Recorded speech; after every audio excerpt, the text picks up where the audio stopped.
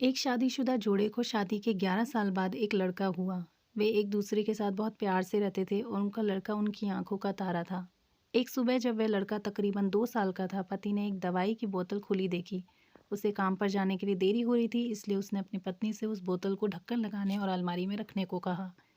लड़के की मम्मी रसोई घर में व्यस्त थी, वो ये बात पूरी तरह से भूल गई थी।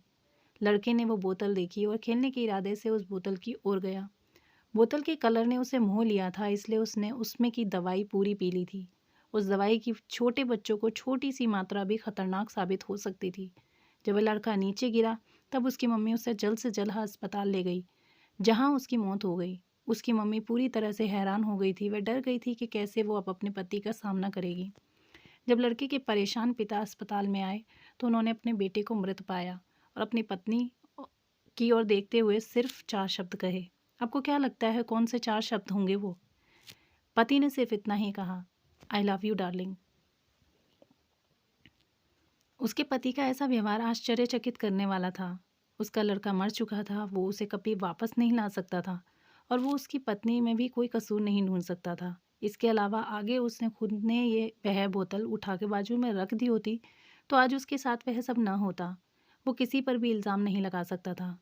उसकी पत्नी ने भी उनका इकलौता बेटा खो दिया था। उस समय उसे सिर्फ अपने पति से सहानुभूति और दिलासा चाहिए था, और यही उसके पति ने उस समय उसे दिया। कभी कभी हम इसी में समय व्यर्थ कर देते हैं कि परिस्थिति के लिए कौन जिम्मेदार है या कौन आरोपी है। ये सब हमारे आपसी रिश्तों में होता है। जो जॉब करते हैं वहाँ पर भी जिन लोगों को हम जानते हैं उन सभी के साथ होता है, और परिस्थिति के आवेश में आकर हम अपने रिश्तों को भूल जाते हैं और एक दूसरे का सहारा बनने के बजाय एक दूसरे पर इल्ज़ाम लगाते हैं।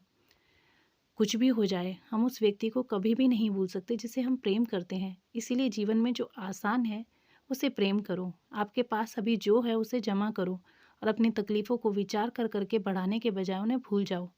उन सभी चीज़ों का सामना करो जो आपको अभी मुश्किल लगती हैं या जिनसे आपको डर लगता है। सामना करने के बाद आप देखोगे कि वे चीज़ें उतनी मुश्किल नहीं हैं जितना कि आप पहले सोच रहे थे। हमें परिस्थिति को समझकर ही लोगों के साथ व्यवहार करना चाहिए और लोगों कि कठिन परिस्थितियों में उनका हमदर्द बनना चाहिए। इसी के साथ मैं आपसे विदा लेती हूँ दोस्तों। कैसी लगी ये कहानी कमेंट सेक्शन में ज़रूर बताएं और ऐसी और कहानियों के लिए मेरे चैनल को सब्सक्राइब करें। धन्यवाद।